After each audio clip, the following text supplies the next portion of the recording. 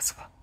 Баш 6 разкрива, че този човек носи в себе си силно въодушевление или привличане към теб, но може би още не е сигурен как да го изрази. Той или тя чувства любопитство, интерес към теб, желая да те опознае повече, но може би се колебае как да направи първата крачка. Вътрешна искра, нещо в теб го вдъхновява, пробужда желание за комуникация или по-силна връзка. Надежда за ново начало, дори и отношенията ви да са на начален етап. В него има импулс да развие нещо повече.